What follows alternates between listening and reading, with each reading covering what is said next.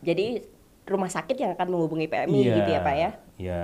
Jadi nanti rumah sakit mengajukan ke PMI, nah nanti kita berikan darah itu pada rumah sakit.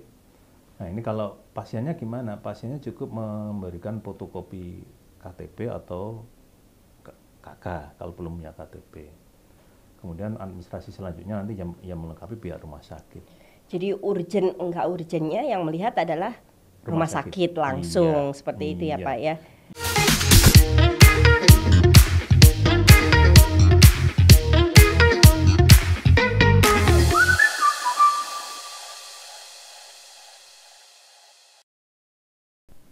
Tuh, kebiasaan kan, buru-buru kan. Jangan buru-buru, konfirmasi dulu. Langsung nih saya konfirmasi. Bapak, benar nggak sih katanya ada layanan darah gratis untuk warga Sleman?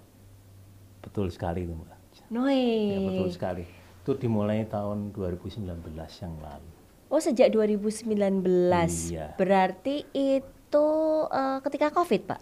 Awal-awal. Oh, sebelum ya. Kan Covid-nya 2020. 20 awal itu ya, Ya, awal tahun. ya. 2019 sebelum Covid itu sudah ada layanan darah gratis untuk warga Sleman. Ya. Nah, program ini kemudian ada, ini inisiatifnya dari PMI Sleman atau memang dari pusat atau berangkat dari mana, Pak?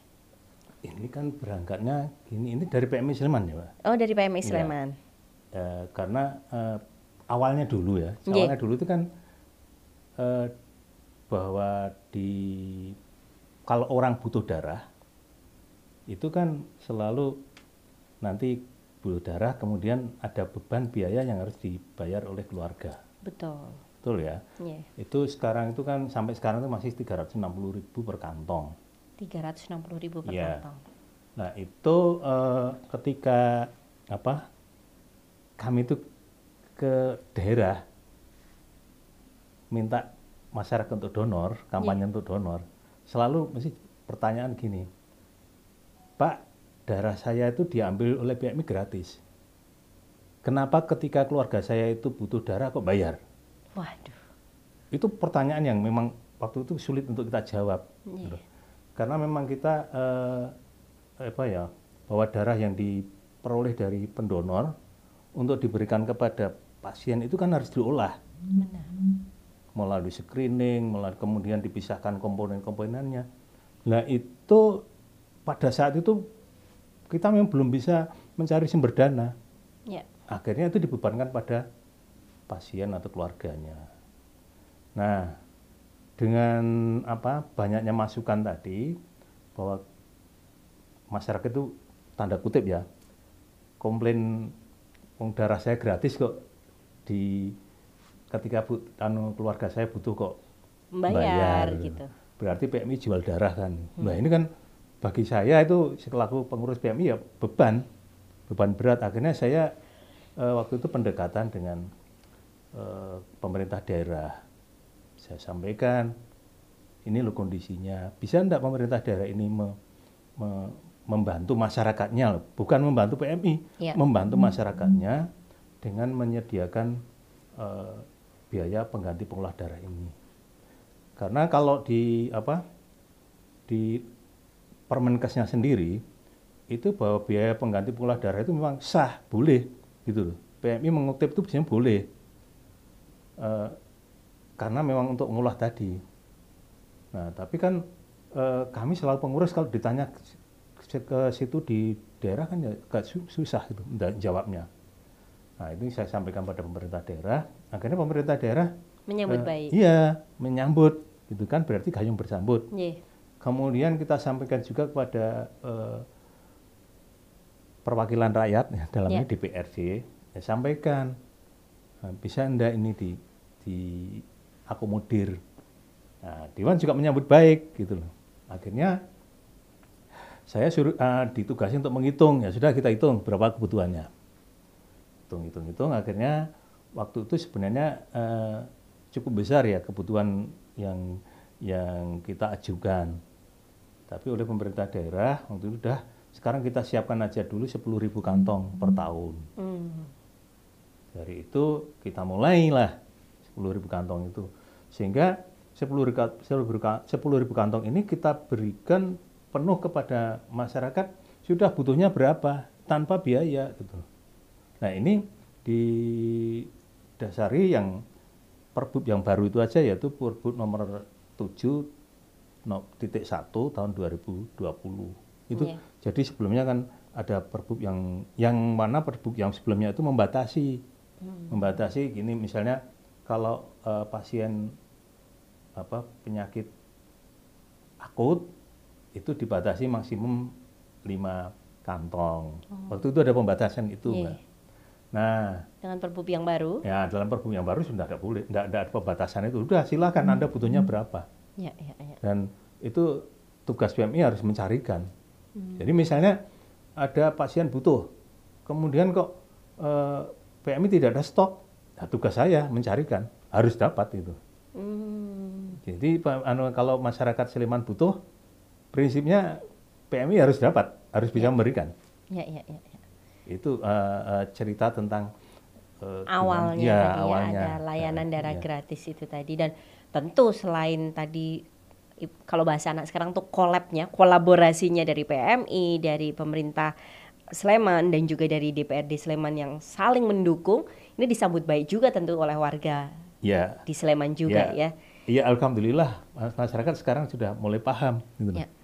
Dan ini juga artinya sebenarnya ini kan program pemerintah daerah ya. Kalau saya dari PMI itu kan hanya melayani. Betul. Ya, melayani. Jadi artinya biaya yang dikeluarkan ini bukan untuk PMI, memang untuk masyarakat gitu. Kemudian Pak, untuk teknis pemanfaatan layanan darah gratis di Sleman ini seperti apa, Pak? Iya, teknis penggunaan darah itu kan harus di rumah sakit ya. Artinya PMI itu kan tidak boleh melakukan transfusi, kan juga tidak boleh. PMI itu hanya menyediakan produknya aja. Jadi rumah sakit yang akan menghubungi PMI gitu ya Pak ya? Iya, jadi nanti rumah sakit mengajukan ke PMI, nanti kita berikan darah itu pada rumah sakit. Nah, ini kalau pasiennya gimana? Pasiennya cukup memberikan fotokopi KTP atau KK kalau belum punya KTP. Kemudian administrasi selanjutnya nanti yang melengkapi pihak rumah sakit. Jadi urgen enggak urgennya yang melihat adalah rumah sakit langsung, seperti itu ya Pak ya? Iya. Nah, kalau tadi mengenai 10.000 kantong darah di wilayah Sleman, betul ya Pak? Itu sudah mencukupi kebutuhan dari yang saat ini, karena tadi juga ada cerita kalau habis gimana ya enggak? Ya nanti saya yang cariin gitu. Apakah benar ada kejadian yang sampai nggak punya gitu kantong darah gitu Pak? Jadi 10.000 ini kan sementara ini kita berikan kepada rumah sakit yang berada di wilayah Sleman.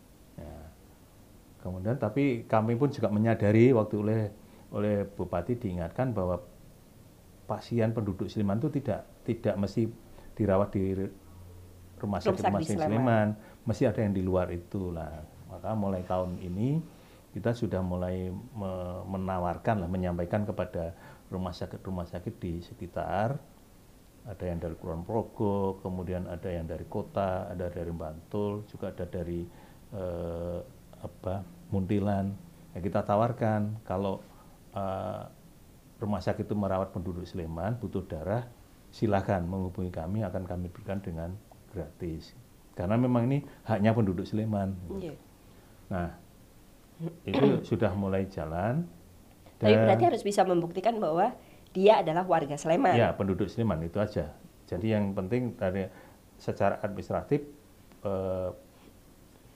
rumah sakit atau katakanlah pasien tadi memberikan fotokopi KTP atau KK bahwa ini dia penduduk Sleman, maka akan kita berikan secara gratis. Bahkan tidak hanya darahnya saja, termasuk misalnya pihak rumah sakit mengendaki loh Bu ya, Mbak ya, mengendaki untuk diperiksa sekalian, di cross check, ya kita lakukan. Jadi nanti darah yang sudah dipesan kemudian kita cocokkan dengan darahnya pasien itu bisa dilakukan di PMI, dan itu pun tidak kita charge, tetap kita berikan secara gratis juga. Oh baik. Ya itu. Kemudian 10.000 ini mencukupi atau enggak? Nah sekarang terbukti Mbak. Sekarang ini kita ini yang 10.000 itu boleh karena ya dianggap mencukupi ya boleh, tidak ya boleh gitu loh. Kenapa? Karena apapun tetap kita punya kewajiban untuk mencukupinya. Gitu loh. Jadi tahun kemarin saja kita sudah menghabiskan 12.000 kantong. 12.000 kantong. Iya, untuk melayani lada manis ini. Itu loh Pak. Jadi ya enggak apa-apa gitu loh. Tetap kita upayakan. Meskipun tanda kutip ya, masa ini kok PMI malah bantu pemerintah daerah kan jadi lucu ya. Tapi ya memang atas nama kemanusiaan iya, tadi ya tapi Pak ya. Enggak apa-apa gitu. Iya. Tapi tetap kita layani gitu loh. Nah, makanya ini untuk tahun yang akan datang ya kita coba sampaikan kepada, ini sudah kami sampaikan pada pemerintah daerah. Saya itu sudah meningkat loh pelayan lada manis ini yang dulu 10.000 kantong itu sekarang. Lada manis. Iya, lada manis itu singkatan pelayanan darah di Sleman gratis. Gitu. Oh. Lada manis. Iya. Ada kan biasanya pedes Betul. manis. Ya. Jadi lada manis itu pelayanan darah di Sleman gratis. Pelayanan darah di Sleman gratis. Iya. Dan ini untuk DIY baru Sleman, Pak. Iya, yang lain belum ya Pak ya? Belum. Semoga segera menginspirasi yang lain ya Pak ya. Kemudian kalau secara nasional baru beberapa daerah yang sudah melakukan itu seperti kalau di Bali itu Badung. Kemudian kalau saya tidak salah ingat di Tangerang itu sudah. Kemudian di beberapa daerah itu seperti di Jawa Tengah itu diberikan kepada penduduk miskin. Nah kalau kita enggak, kalau di Sleman ini pokoknya penduduk Sleman entah dia tuh miskin, kaya, darurat, punya kartu askes atau tidak, gitu. Oh, bahkan itu ya? Iya, darurat atau kronik, pokoknya butuh darah kita layani. Iya. Ya, karena apa? Kita itu sebenarnya dalam pelayanan darah ini sebenarnya itu mengisi ya Mbak, mengisi kekurangan. Jadi misalnya untuk katakanlah BPJS itu ya, ini katakanlah ini jatah untuk pelayanan darahnya kurang, maka sebenarnya kita itu mengisi aja. Mengisi. Jadi misalnya pasien itu butuhnya 10. Kemudian dari BPJS ternyata tersedia dari biaya yang ada itu hanya untuk 3 atau 4. Maka sisanya itu oleh PMI Sleman. Kita hanya mengisi kekurangan itu aja. Jadi misalnya plafonnya hanya sampai di sini, tetapi karena kondisinya membutuhkan lebih, ya PMI Sleman akan terus memberikan begitu ya? Iya. Siap Pak. Itu kalau mereka yang punya BPJS. Kalau tidak punya BPJS, ya tetap kita berikan. Seperti itu pula. Iya. Jadi berapapun butuhnya, penyakit kronik atau penyakit akut, tetap kita layani. Tidak ada batasan. Baik. Luar biasa, ini kita kasih tepuk tangan dulu. Luar biasa. Semoga ini terus bisa menularkan semangat ke yang belum tadi sehingga segera juga. Nah, ini ngomong-ngomong mengenai pendonornya Pak. Antusiasmenya pendonor gimana nih Pak? Ya, jadi sekarang kita ini saat ini yang kita gencarkan memang adalah menggali potensi yang ada di Sleman ini. Karena kalau bicara target dari WHO itu mentargetkan pendonor sukarela itu 2% penduduk, 2% penduduk. Berarti kalau kita di Sleman ini dengan penduduk sekitar 1.200 ya, atau 1,2 juta. Berarti kan kira-kira itu kan targetnya sekitar 24.000 lah. Iya. Tapi real sekarang kita ini yang rutin, jadi pendonor sukarela yang rutin itu di Sleman itu sudah mencapai 9.000, sekitar 9.000 orang. Tetap masih kurang ya Pak ya? Ya kurang, tetapi kalau yang istilahnya tercatat semuanya, artinya misalnya ada event dia ikut, tidak itu ya belum rutin. Ya tidak rutin, itu totalnya sebenarnya sudah cukup ya, itu sudah 56.000. 56.000. Iya. Tapi yang rutin tadi 9.000. Iya, 9.000. Berarti ini sudah seimbang belum Pak dengan kebutuhan darah di PMI dengan para pendonornya? Kalau kita dianggap cukup ya karena ini kan kadang-kadang fluktuatif ya Mbak. Artinya gini, pada bulan-bulan tertentu kebutuhan tinggi. Seperti misalnya pada bulan-bulan kejadian outbreak dari DBD, mesti kebutuhan akan naik. Kemudian bulan-bulan banyak kelahiran, itu pun juga akan naik. Oh, itu ada musimnya toh Pak, ternyata ada bulan-bulan khusus kelahiran, saya baru tahu loh Pak. Ya, Lo kan orang jadi manten kan juga ada bulan-bulan. Oh betul, iya kan? bener banget ya, Iya, ada musim pernikahannya ya, gitu ternyata. mesti kan ada. Iya. Waktu pada saat-saat tertentu Iya. kelahiran itu akan meningkat gitu. Nah, kemudian pada waktu kemarin itu ada pandemi COVID kemarin juga meningkat. Nah, ini memang tadi sudah disinggung oleh Mbak Toka itu Pak, pada bulan-bulan tertentu kadang-kadang kita minus, kekurangan betul. Nah, kalau sudah seperti ini, maka biasanya kita upayakan mengambil dari kabupaten lain, dari PMI lain. Kita minta yang mungkin di sana surplus, kita minta untuk ke sini. Seperti bulan ini aja, ini bulan Agustus ke 2 minggu ini kita sudah mendatangkan dari kabupaten lain itu sudah sekitar 200-an kantong. Itu karena memang ada golongan-golongan darah tertentu yang pas turun, pas minus. Nah, kita coba memenuhi yang itu. Baik. Kita ngomongin ke pendonornya dulu Pak. Ya. Jadi pendonor tuh kan bisa dikatakan tuh yang aktif tadi hanya 9.000 begitu ya. Padahal kalau yang tercatat sudah sampai di angka 56.000 gitu. Nah, apa sih Pak yang menyebabkan gitu pendonor tuh agak takut-takut gitu ya? Mungkin kan ada yang memang ya, aduh jarum, aduh diambil darahnya nanti gimana ya, nanti lemes, nanti aku nggak kuat. Tapi ada juga yang tipikal yang kayak lumayan nih, pas ada donor darah biasanya dapat susu gratis dan snack gratis, itu kan juga ada ya Pak ya. Nah, padahal manfaat dari mendonorkan darah itu kan katanya begitu banyak ya Pak ya. Ya. Yang paling diuntungkan bahkan pendonornya, betul itu Pak? Betul. Jadi kalau kok bukan pasiennya malah pendonornya ini? Bukan. Kalau pasien itu hanya satu Mbak. Pasien itu ketika dia diberi transfusi, dia keuntungannya adalah dia dibantu untuk proses penyembuhannya. Itu aja pasien menuju proses penyembuhan satu aja. Iya. Tapi kalau pendonornya? Kalau pendonor tuh luar biasa keuntungannya.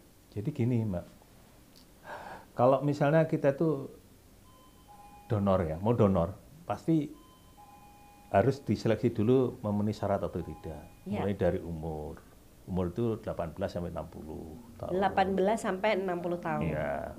Tapi kalau di atas 60 tahun gimana? Kalau di atas 60 tahun, seandainya sebelumnya itu sudah pernah donor rutin, masih bisa. Kemudian ada syarat berikutnya, kalau berat badan misalnya untuk wanita itu minimal 45. Kalau laki-laki 18 tahun saya udah di atasnya, 45 saya jauh di atasnya. Berarti saya masuk ya Pak ya? Masuk itu Mbak. Terus kalau laki-laki itu 55 kilo lah. Itu beratnya. Kemudian diperiksa yang lain kesehatannya, mulai dari tensi, HB dan sebagainya tetap diperiksa. Nah, pemeriksaan ini kan gratis Mbak. Betul. Ya, termasuk pemeriksaan golongan darah itu pun juga gratis. Nah, coba kalau misalnya penjenengan saya mau periksa kesehatan umum aja, sudah kena berapa biaya? Nyelak ke sendiri malah kena biaya ya. Iya. Pak ya? Tapi ini gratis. Itu pertama, itu keuntungan finansial pertama. Gitu loh. Yang kedua, nanti darah yang diperoleh itu kan akan diseleksi. Minimal itu 4 penyakit yang harus diperiksa dan harus bebas, harus lolos dari 4 penyakit ini gitu ya. Minimal loh Mbak. Ya. Ada namanya HIV AIDS. Yang kedua ada hepatitis B. Kemudian ada hepatitis C. Kemudian ada sipilis. Kemudian untuk kalau ada penduduk ya yang pendonor ini pernah bepergian keluar daerah ke daerah di mana di sana daerah endemis malaria, akan kita periksa juga malarianya. Jadi, nah ini kalau misalnya orang tadi periksa, Cek ya, kesehatan gitu iya, ya. berapa silahkan coba dicek laboratorium. Ini minimal satu jenis itu mesti akan keluar kocek sekitar 200 sampai 250.000. Wow. Ini pun kita berikan dengan gratis itu. Ini kan Mbak itu. Nah, itu keuntungan kedua sudah, finansialnya sudah. Ini minimal finansial. Ya. Ya. Kemudian ketiga, darah kita ini kalau tidak dikeluarkan, itu secara normal itu umur sel darah merah itu cuma 120 hari. Jadi kalau sudah 120 hari masih akan matilah, dan itu akan diproses oleh tubuh untuk menjadi, misalnya FS-nya diambil kembali untuk diolah kembali gitu. Nah, sehingga kemampuan darah ini kan berarti hanya sampai 120 hari. Nah, kalau misalnya orang itu rutin donor, ketika sebelum 120 tadi. Biasanya kita ambil sekitar 2 sampai 3 bulan. Gitu. Jadi antara 60 sampai 90 hari. Biasanya kita ambilnya itu. Nah, itu kan berarti puncak kemampuan sel darah kita dalam kondisi puncak. Nah, kalau itu diambil, maka dalam waktu yang relatif cepat tubuh ini akan segera membentuk darah baru lagi. Sehingga dalam hal ini kondisi kemampuan darah yang ada di dalam pendonor tadi ya? dalam kondisi prima. Bagus gitu, yang terbaik gitu ya Pak ya. Itu keuntungan ketiga. Itu loh. Jadi yang berikutnya Pak? Ya, yang keempat sekarang gini, kalau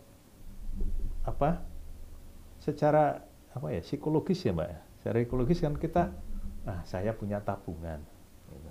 Iya kan Mbak, tabungan amal. Tapi dengan syarat loh Mbak. Artinya ketika kita ini donor, jangan dicampuri dengan niat yang macam-macam. Ikhlaskan aja. Ikhlas itu yang nomor satu ya Pak ya. Dengan syarat ikhlas tadi, artinya begini, ketika kita donor ya sudah, dan jangan terus mohon maaf tanda kutip ya, ada unsur ria ya, contohnya kamu pernah donor. Wah, ya saya sudah sekian kali, itu kan ada unsur ria. Nggak boleh ya Pak ya. Itu akan menurunkan nilai dari amal tadi gitu. Kecuali misalnya itu benar-benar ingin sekaligus mengajak, menginspirasi gitu ya, itu akan berbeda ya. Misalnya, kan ada nih anak-anak sekarang kan apa-apa di Instastory itu Pak, gitu kayak, yuk bareng yuk kita donor bareng, nggak sakit kok, malah badan lebih sehat, boleh. Tapi kalau sorry banget nih, aku nih sebagai anak muda, gitu nggak boleh ya Pak ya? Jadi riaknya itu harus dihilangkan. Tapi kalau mengajak boleh. Misalnya, saya takut, enggak apa-apa, saya sudah sering diambil, sudah 100 kali, enggak apa-apa, mari gitu. Nah gitu boleh kalau itu. Nah itu berapa jaraknya Pak? Misalnya pendonor mendonorkan darah itu berarti tadi berapa Pak durasinya? Ya, durasinya kita ambilnya 2 bulan sampai 3 bulan sekitar itu. 2 bulan sampai 3 bulan. Nah kemana? Nah itu kalau misalnya longgar mau datang ke PMI Sleman boleh. Tapi kalau tidak, sekarang kita ini kan ada baru gencar ya, melakukan namanya jemput bola, yaitu namanya mobile unit. Mobile unit. Mobile unit itu kita lakukan bisa di kecamatan, di Kapanewon kalau di sini istilahnya Kapanewon. Tapi bisa juga komunitas-komunitas tertentu walaupun kecil, saya mau mengadakan donor misalnya loh, kelompok Ibu Arisan mau mengadakan donor. Nah, asal nanti mereka menyiapkan 20 pendonor, kita akan datang. Oh, jadi minimal 20 pendonor saja akan dilayani oleh PMI Sleman ya Pak? Dan itu tidak ada biaya loh Mbak. Artinya tidak usah memikir, wah nanti untuk petugas PMI berapa. Enggak. Pokoknya siapkan aja pendonor 20 orang, hubungi PMI, kami akan datang. Nah, ini menarik nih untuk teman-teman muda ya, yang juga pengen bikin acara yang bermanfaat, tapi kayaknya aku pengen melakukan sesuatu deh buat bangsa ini, tapi nggak punya, dalam tanda kutip, aduh nggak ada biaya gitu. Ini bisa loh ya, 20 saja PMI Sleman akan datang. Ya, hubungi kami akan datang. Ya, siap. Dan itu sudah mulai, ya saya mulai senang ya ini, karena sudah cukup banyak generasi-generasi muda yang mulai mengadakan kegiatan-kegiatan seperti itu. Ada dari kelompok Karang Taruna, kemudian ada dari mahasiswa di Poltekkes, Guna Bangsa, di UNJ, di UGM, sudah mulai itu. Jadi kegiatan-kegiatan mahasiswa terkait dengan kegiatan sosial ini. Ya. Waduh, ini menarik Pak, masih pengen saya lanjutin obrolannya, tapi waktu juga yang harus kayaknya memutus obrolan ini. Sekali lagi semangat untuk teman-teman PMI Sleman, terima kasih untuk pelayanannya yang luar biasa. Saya doakan juga semakin banyak yang terinspirasi untuk menjadi pendonor ya. Amin. Udah nggak ada alasan lagi, tadi syarat-syaratnya sudah ada, dan kita loh ternyata yang mendapatkan banyak keuntungan, banyak manfaat. Udah nggak ada alasan, tapi saya darah biru, tetap bisa donor. Mau darah biru, darah kotor, tetap harus donor, malah justru dibersihin. Betul ya Pak ya? Iya. Terima kasih sekali lagi, terima kasih Mbak sudah Dian. menyaksikan konfirmasi hari ini. Sampai ketemu lagi di konfirmasi berikutnya.